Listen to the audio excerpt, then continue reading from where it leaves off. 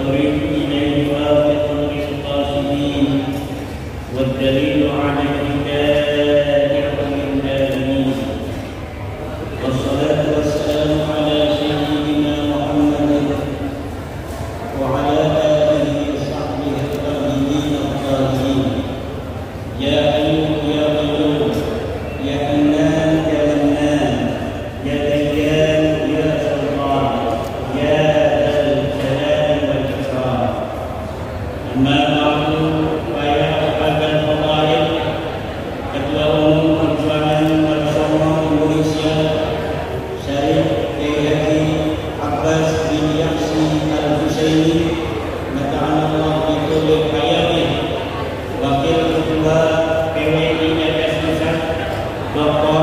Kiai Haji Yusuf Al-Mubarak Kesatuan kita Kiai Haji Fadhali Sadili Sayyid Tengku Muda Bari Ketua PWI-LS Provinsi Banten Kiai Haji Aan Zainuddin Sekretaris Umum PWI-LS Pusat Kiai Haji Anzen Tubagus Sofiani juga Kesatuan dari PWI-LS Banten Kiai Haji Sarwan Ketua PWI-LS Lampung Kiai Haji Suparman Abdul Ghani Kesatuan kita Kiai Hamdan Sohaimi Kiai Ihsan Al-Bandawi Kiai Haji Ja'far Shadiq Al-Majalengkawi dan seluruh para undangan, seluruh para kiai,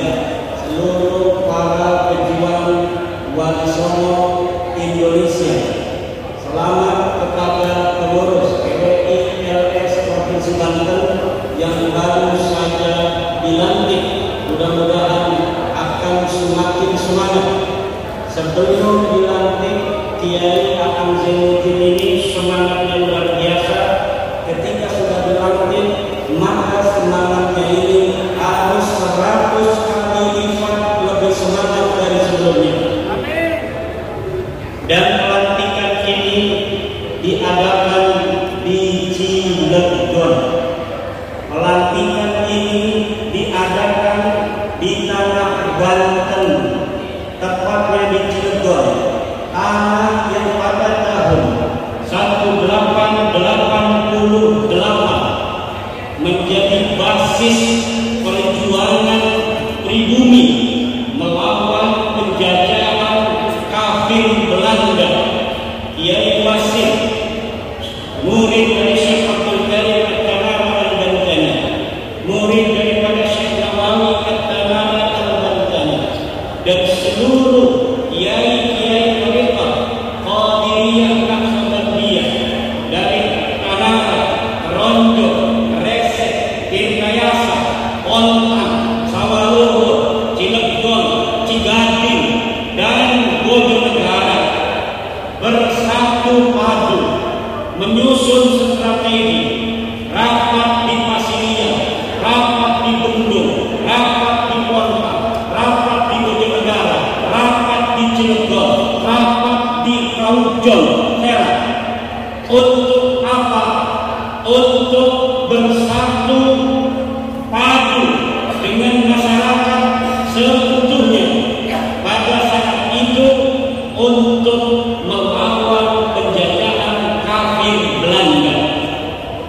Dan pada akhirnya, walaupun perjuangan Kiai Wasim belum bisa mengusir penjajah Belanda dari tanah Banten, tetapi perjuangan beliau bersama seluruh para kiai, para petani, para buruh dan sebagainya telah menjadi energi seterusnya untuk rakyat Banten untuk senantiasa memerdekakan diri dari berbagai penjajahan baik fisik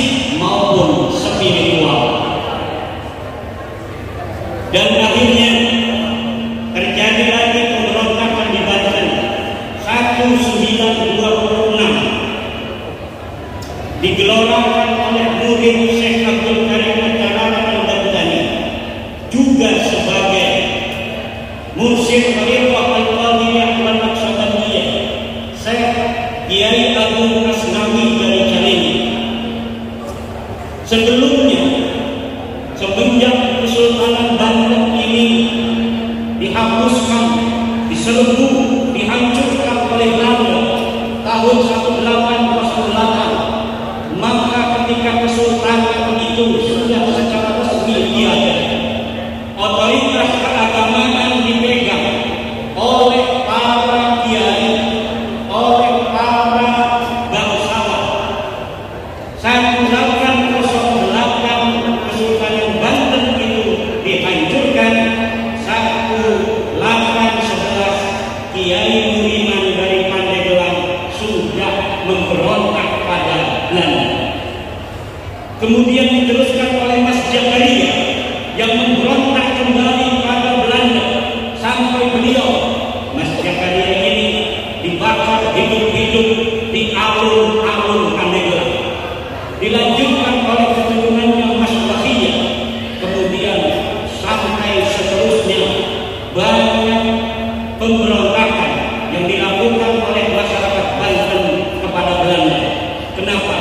Bagi masyarakat Banten lebih baik mati berkalang anak daripada hidup bercermin bangkai.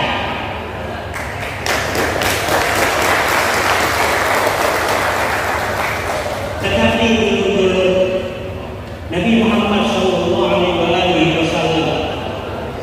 diperingatkan oleh Allah, la'allaka bakhirun nafsaka an la yakunu mu'minin. Wahai Muhammad, apakah engkau akan menghabisi nyawamu sendiri karena bersedih masyarakat yang engkau dakwahkan itu tidak mau beriman mengikuti dirimu? Maka kita yang berjalan salakna maslakan Nabi sallallahu alaihi wasallam juga harus seperti Nabi Muhammad. Apa itu? Bersabar di dalam berjuang, tidak kemudian undur mutungan kepada saudara-saudara kita yang belum mau berjuang bersama kita. Kadang kita mau berjuang, kita mau memerdekakan mereka, tetapi yang mau diperdekakan oleh kita ini kemudian melarang mereka yang memusuhi kita. Maka jangan sampai dari situ kemudian kita menjadi putus asa. Seperti Nabi Muhammad SAW tidak pernah berputus asa ketika keluarga beliau dari Bani Quraisy, dari Bani Abdul Muttalib, bahkan ada yang belum mau masuk Islam. Bahkan pamannya yang tercinta Abbas ibnu Abdul Muttalib itu sampai perang Badar masih perang di barisan orang-orang kafir. Bahkan menantunya Rasulullah masih perang di barisan orang-orang kafir pada saat perang Badar. Tapi Rasulullah SAW tetaplah bersabar untuk terus mengajak saudara-saudaranya untuk ini jalan yang benar, jalan itu salah, jalan inilah yang benar, dan kita harus sabar. Makanya saya tidak pernah memberikan sebuah pernyataan tentang saudara-saudara kita yang tidak atau belum sependapat dengan kita dalam perjuangan ini. Biarkan saja, toh mereka sendiri yang akan merasakan daripada manfaat dari perjuangan ini. Sejak zaman dulu, secara antropologis, masyarakat itu terbagi ke dalam 4 golongan. Pertama, masyarakat itu dibagi menjadi Brahmana, orang-orang yang ahli akhirat, yang mendoakan bangsa negara. Kemudian ada kesatria, yaitu para pejuang, orang-orang yang mengerti bahwa dia sedang dijajah.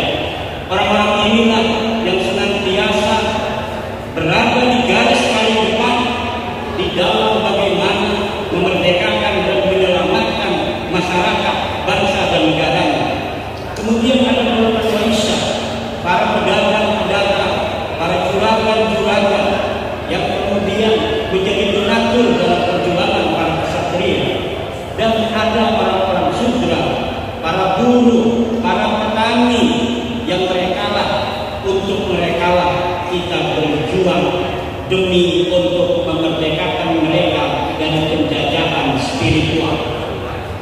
Siapapun bisa menjadi brahmana. Kalau orang-orang dari golongan Sudra dan Waisya dia belajar agama, maka dia jadi brahmana. Siapapun dia yang mau berjuang, maka dia menjadi ksatria. Dan perlu diketahui, orang-orang Banten sekarang ini mungkin ada 12 juta. Yang baru bergabung dengan PWI LS mungkin baru 2.000 orang. Ini jangan mengecilkan hati kita, karena sejarah membuktikan bahwa setiap masa pejuang itu tidak banyak. Orang yang mengerti bahwa dirinya sedang dijajah, inilah yang memerdekakan bangsanya, dan jumlahnya dalam setiap masa tidak terlalu banyak. Dialah yang meresonansi jiwa-jiwa perjuangan kepada rakyat semesta, sehingga rakyat semesta kemudian mempunyai kesadaran yang sama dengan para pejuang itu bahwa kita sedang dijajah. Orang yang merasa dirinya sedang dijajahlah yang akan berjuang untuk memerdekakan dirinya dari penjajahan. Orang yang merasa nyaman dengan keadaannya, walaupun dia hina-hina, maka dia tidak akan berjuang. Maka dulu-dulu sekalian, perjuangan ini perjuangan kebenaran. Perjuangan ini adalah perjuangan menjaga nama baik Wali Songo. Leluhur kita Wali Songo mendakwahkan Islam agar orang-orang Banten dulu yang agamanya sudah militan, ada yang agama Hindu, ada yang agama Kapitayan, masuk Islam. Pas sudah Islam, ternyata ada oknum-oknum dari umat Islam sendiri yang menyatakan bahwa di dalam ajaran Islam manusia terbagi-bagi kehormatannya. Ada manusia-manusia super yang memiliki privilege untuk dimuliakan lebih dari zatnya daripada yang lainnya, dan kita merasa bertanggung jawab. Dulu kita para Wali Songo yang mengislamkan masyarakat, sesudah Islam masyarakat itu dijajah. Sesudah masuk Islam masyarakat itu kemudian diintimidasi, ditakut-takuti. Kalau ente nggak menghormati aneh, ente nggak masuk surga. Inilah yang harus kita lawan. Ini yang harus kita berikan kepada masyarakat, bahwa Islam mengajarkan kesetaraan. Islam memandang manusia kemuliaannya adalah dari ketakwaannya. Siapa yang paling dia bertakwa, maka dialah yang paling mulia. Siapa orang yang paling tinggi ilmunya, dialah yang tinggi pangkatnya. Ba'alani tidak begitu. Dia setiap hari lihat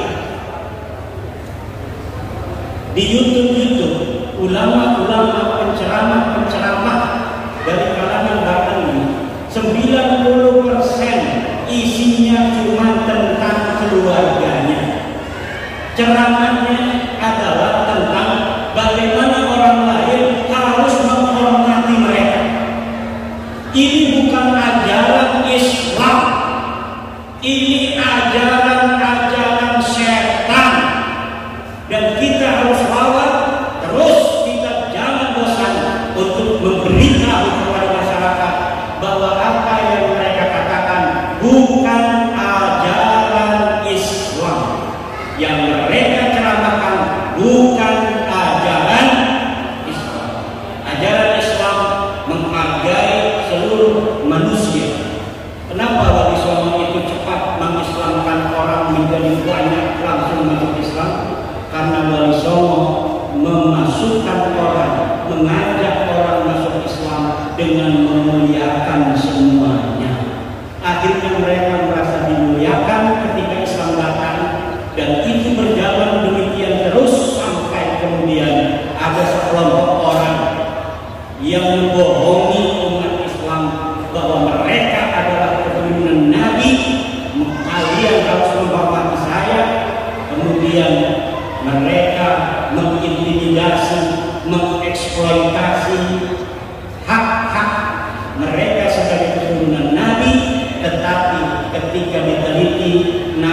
hanya melenceng.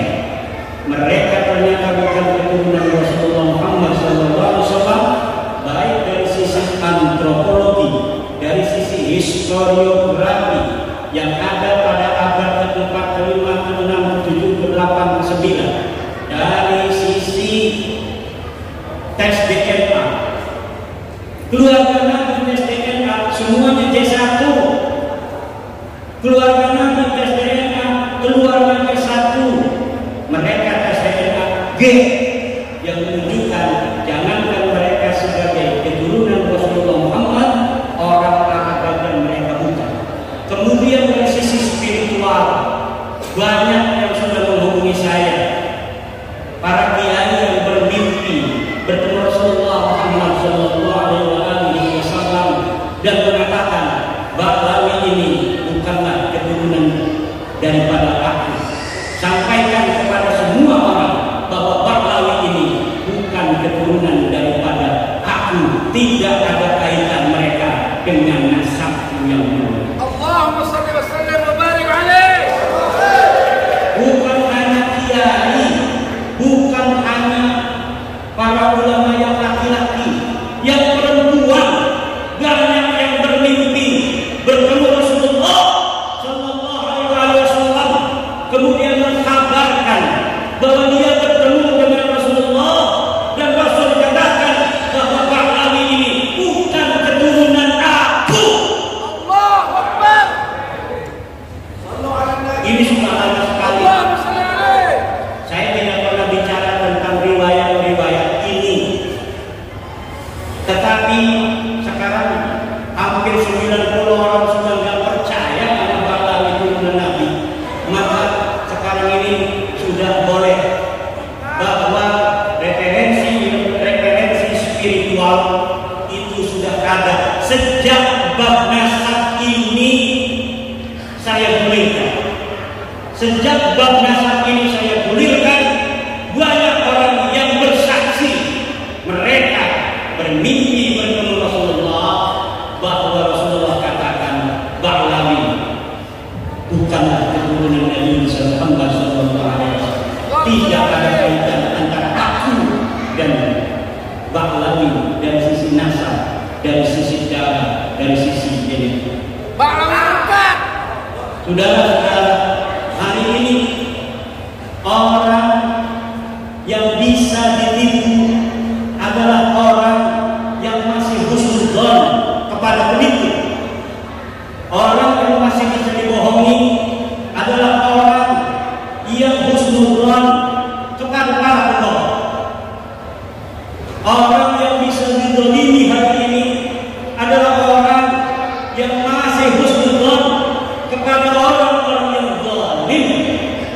Orang yang bisa ditindas hari ini adalah orang-orang yang masih husnudzon kepada para penindas. Dunia an Gus Miftah fi YouTube bi annahu dakhala alaihi kabibun fi yaumil 'id aw ma ba'dahu fa'atabahu. Rawahu al-YouTube. Diriwayatkan dari Gus Miftah bahwa Gus Miftah pada hari raya kemarin open house dia didatangi oleh seorang kabib. Kemudian karena Gus Miftah lagi ngobrol dengan kiai, maka kemudian si kabib ini marah-marah. Kenapa Anda tidak menghormati aneh sebagai cucu Rasulullah, malah ngobrol sama kiai itu? Gus Miftah itu, kenapa kabib itu berani marah-marah Gus Miftah? Jawabannya, karena Gus Miftah dianggap masih husnudzon kepada kabib, bahwa kabib adalah keturunan Nabi. Kenapa itu Bahlawi kabib itu masih berani pada Gus Miftah, padahal dia bukan siapa-siapa. Si kabib ini penceramah bukan, ulama bukan, Gus Miftah penceramah. Jangankan hanya camat, Jokowi aja mau dengan ceramah Gus Miftah. Tapi kenapa itu si kabib berani pada Gus Miftah karena dia tahu Gus Miftah masih percaya bahwa Habib itu keturunan Nabi. Ini yang dipermainkan oleh mereka, orang-orang yang masih percaya bahwa mereka keturunan Nabi. Siap-siap kalian akan ditindas terus oleh mereka. Siapa yang masih percaya Bahlawi keturunan Nabi, siap-siap dia akan ditindas secara spiritual oleh Bahlawi. Kalau kepada PWI nggak akan berani. Bahlawi ketemu PWI mungkin akan cium tangan, tapi kalau bagi mukibinnya ketemu mukibinnya dia akan gagah perkasa. Ente kehormatan aneh, ente kagak masuk surga. Itu sama mukibin. Tapi kalau sama PWI mereka tidak akan berani lagi. Siapa orang yang ingin selamat dari kejelekan mereka, maka hilangkan husnul dzan kepada mereka bahwa mereka adalah keturunan Nabi. Siapa yang akan bertanggung jawab narasi itu? Imaduddin Usman Al-Bantani. Imaduddin Usman Al-Bantani akan bertanggung jawab secara ilmiah dunia wa ukhra bahwa Habib Bahlawi itu bukan keturunan baginda Nabi besar Muhammad sallallahu alaihi wasallam. Sedunia orang berdakwah, sedunia orang mensahihkan, mengisbat karena suatu hal bahwa Bahlawi ini keturunan baginda Nabi. Imaduddin Usman tidak akan percaya terhadap fatwa orang-orang yang mengatakan bahwa Bahlawi sahih sebagai keturunan baginda Nabi. Kami juga tidak percaya. Wa in aftal muftun, walaupun para ahli fatwa berfatwa bahwa Bahlawi ini keturunan Nabi, saya yakin seyakin-yakinnya, hakul yakin dunia wa ukhra bahwa mereka bukan keturunan baginda Nabi besar Muhammad sallallahu alaihi wasallam. Saya mempertanggungjawabkan itu dunia dan akhirat. Bijahi Sayyidina wa Maulana Muhammad sallallahu alaihi wasallam, wa bijahi Sayyidatina Khadijah al-Kubra, wa bijahi Sayyidatina Fatimah az-Zahra al-Batul, wa bijahi Sayyidina Ali karamallahu wajhah, wa bijahi Sayyidina Hasan radhiyallahu anhu, wa bijahi Sayyidina Husain radhiyallahu anhu, wa bijahi jami'i ahli baitin Nabi, wa bijahi jami'i ashabin Nabi, wa bijahi Sayyidina wa Maulana Sayyidina Syekh Abdul Qadir Al-Jilani radhiyallahu anhu. Ya Sayyidi Syekh Abdul Qadir Al-Jilani, ya Sayyidi Syekh Abdul Qadir Al-Jilani, ya Sayyidi Syekh Abdul Qadir Al-Jilani, ya Allah, kami meminta dengan barokah pangkat manzilah Syekh Abdul Qadir Al-Jilani di hadapanmu, merdekakanlah bangsa kami, umat Islam kami, dan ulama kami dari kebijakan, dari kesesatan orang-orang yang mengaku sebagai keturunan baginda Nabi, padahal mereka bukanlah keturunan baginda Nabi sallallahu alaihi wasallam. Wabijahi jami'il awliya tis'ah, khususan jaddana Sunan Nurjati Syekh Hidayatullah, wa khususan Pangeran Sunda Larang, Prabu Salur, Pangeran Santi, wa bijahi Sultan Maulana Hasanuddin Banten, wa bijahi Sultan Maulana Yusuf, wa bijahi Sultan Maulana Muhammad Nasruddin, wa bijahi Sultan Maulana Abdul Mafakir Ahmad Abdul Qadir, wa bijahi Sultan Abil Ma'ad Ahmad, wa bijahi Sultan Agung Tirdayasa radhiyallahu ta'ala anhum, wa bijahi jami'i ulama'i Banten, wa bijahi Sayyidina Pangeran Sunyaharas wa jami'i duriyatihi ulama. Al-Fatihah.